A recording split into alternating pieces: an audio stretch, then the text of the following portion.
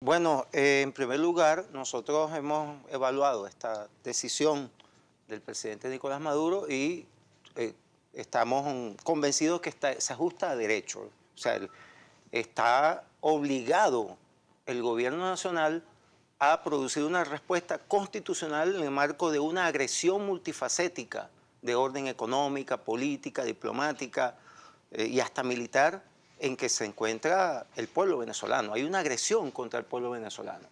Entonces, y miente descaradamente este ciudadano Gabriel Radosky cuando dice que es inconstitucional porque estaba fundamentado en precisamente los artículos de la Constitución desde el 337 hasta el 339, donde se norman los estados de excepción y de la posibilidad de decretar la emergencia económica. Que son 3 tipos de estado de excepción, Entonces, según lo que exactamente. Entonces, y establece que dentro de los 8 días la Asamblea Nacional debe pronunciarse y también la Sala Constitucional del Tribunal Supremo de Justicia. Este llamado que hace Gabriel Radosky, que no es primera vez que actúa de esta manera, lo pone a él fuera de la ley.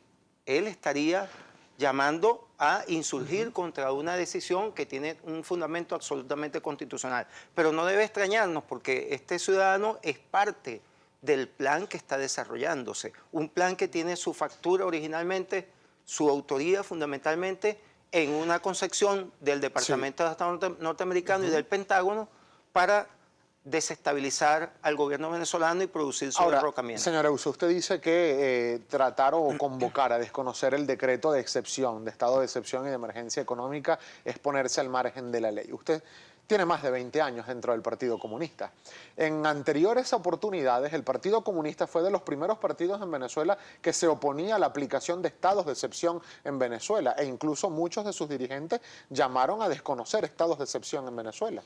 Sí. Fíjate lo siguiente, cuando el gobierno de Betancur, por ejemplo, que gobernó con las garantías suspendidas, el gobierno de Betancur y de Leoni, el Partido Comunista de Venezuela insurgió contra ese gobierno. Era una situación de violencia revolucionaria que el Partido Comunista llevó a cabo para ese momento.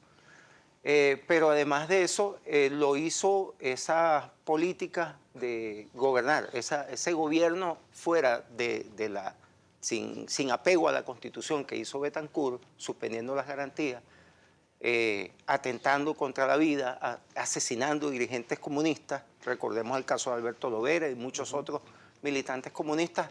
Era evidentemente una actuación criminal contra fuerzas políticas constituidas, como el caso del PCB, y contra el propio pueblo venezolano. Y lo hacía siguiendo orientaciones, dictados del imperialismo estadounidense. En este momento, quienes están siguiendo dictados del imperialismo estadounidense y están actuando contra la soberanía nacional son los que están al frente de la oposición, que es la tendencia más reaccionaria, una tendencia fascista. Ahora, fíjate, hace poco, en febrero de este año... Pero ¿cuál sería la diferencia, entre tomar una posición, por ejemplo, finalizando la década de los 80, periodo del presidente Carlos Andrés Pérez? Hubo una decisión del Buró Político Nacional del Partido Comunista de Venezuela donde consideraban ilegal e ilegítimo que se suspendieran garantías constitucionales en un marco de estado de excepción porque violaba los derechos humanos de los venezolanos. Son situaciones absolutamente diferentes. Fíjate, en febrero de este año se dio a conocer el documento Venezuela Freedom 2, firmado por el actual jefe del Comando Sur de los Estados Unidos, que opera desde Florida para mantener un monitoreo y una actuación hacia Sudamérica, Centroamérica y el Caribe. En ese documento se describe todo un plan contra Venezuela, contra la democracia venezolana. No solamente contra el gobierno del presidente Maduro, contra toda la democracia venezolana, contra este proceso, contra sus instituciones y contra el presidente Maduro. Y ahí se señala que la Mesa de la Unidad Democrática es parte de ese plan. Y se explica cómo el llamado al referéndum y otras acciones aparentemente democráticas van dirigidas realmente a crear una situación de conmoción y ya lo vienen desarrollando con la situación del desabastecimiento, la especulación, con la agresión económica que se está cometiendo contra el pueblo venezolano. Es una situación absolutamente diferente donde el pueblo venezolano está siendo víctima y este gobierno está obligado a actuar. Incluso nosotros pudiéramos decir que el gobierno debió haber tomado decisiones como esta, en el caso específicamente de la emergencia económica, mucho antes. Ahora, ¿y por qué cree, por ejemplo, usted, señor Euse, que en el pasado, el decreto del año pasado o el anterior, no hablaba de estado de excepción, hablaba solo de la emergencia económica? Claro. ¿Por qué se le incluye en este momento el estado de excepción? ¿Ello implica o redunda o va a significar que hay suspensión o restricción? Mira, porque la Constitución del 99 no habla de suspensión, sino de restricción, de garantías constitucionales para los venezolanos. Eso es lo que implica este decreto. Pero fíjate lo siguiente, ¿por qué? Lo más importante es ¿por qué? ¿Por qué? Porque efectivamente se han dado a conocer amenazas graves contra Venezuela. El decreto de Obama y el documento del Comando Sur es una amenaza contra la paz, contra la estabilidad del pueblo venezolano. Se desconoce, por ejemplo, la autoridad, señor Euse, del Parlamento Nacional cuando dice que no aprueba el decreto lo siguiente. Y se puede aprobar vía TCJ. Se está desconociendo. Por supuesto que es perfectamente... La Sala Constitucional le puede declarar el carácter constitucional de esta decisión. Está dicho en la Constitución.